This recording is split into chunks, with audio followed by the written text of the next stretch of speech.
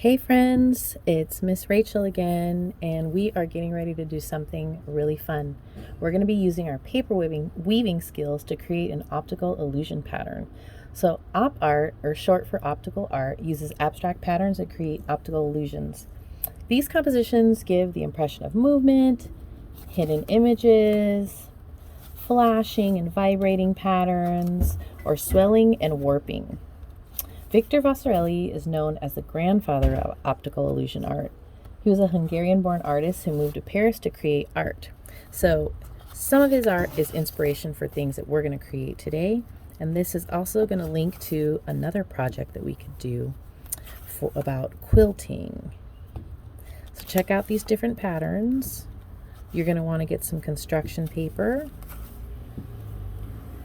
and construction paper, a marker or pencil, some glue or whatever tape you have, a ruler if you like, and some scissors.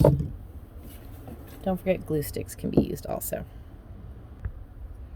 First, we're going to take our sheet of construction paper and we're going to fold it in half, hamburger style, and then we're going to create a rounded optical illusion piece. So to create something that looks like this, we're going to make kind of like a pumpkin pattern. That's what I want to say. So to create our pumpkin, we're going to have the spine towards us. We're going to have the open part away from us. And if you have a ruler, maybe go ahead and mark off about an inch, just so that you know you don't go past that line. Same here on each side. If you don't have a ruler, just kind of draw a nice line to remind yourself not to go past these marks. And now I'm going to draw my pumpkin. So I'll put one line in the center and then a couple of curved lines. 1, 2, I'll do some curved lines here on the other side. That looks like a pumpkin shape. Now what we want to do is cut it. Get your scissors and cut the entire thing so it's kind of like fringe. And then what you're going to do is open it up. We have our pattern here. And now with your second piece of construction paper, you're going to cut it into about 1 inch strips.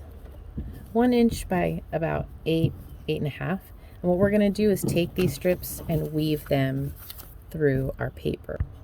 So when you weave, you want to start off, you can either start off going over the first sheet or under. So let's start off under. So we're going under, next sheet we go over, the next sheet we go under. It's like skipping opposites. Over, under. And now we have our first woven piece. So the next thing that we're going to do is, since we started under, we're going to go over on this second piece. You can even, well, we'll do that in a sec. So I go over, under the second one, over the third one, under the fourth one, till we get all the way to the end. So you see how our pattern's starting to develop. If you have other colors of paper strips, you can go ahead and weave those in also. So I went ahead and wove a black piece in the center, and I wove my red around it. Ooh, looks like we need one more red piece. Okay, we went ahead and added our last red piece, and look, we have a super cool optical art piece. You can use whatever side you feel looks best to you. And to secure everything down, when you pick it up, you don't want these little strips to slide out. You can glue it down or tape it down on the edges. You can also, another idea that I like is, an awesome thing that you can do when you're completely done is get a bigger piece of paper and mount your artwork onto it so that it's kind of like a frame. See that? And once you have all of your weaving skills done, you'll be able to make some other super rad things like this. When we're learning about textiles and patterns, some inspiration comes up from the Adinkra symbols, and we have a few here. This one I was going to make into kind of a mat with different symbols that I want to remember, ideas or virtues.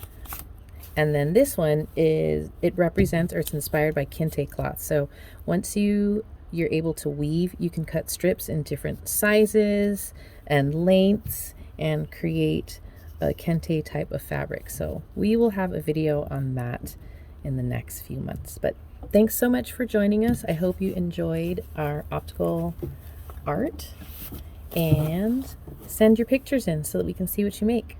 All right, see you soon.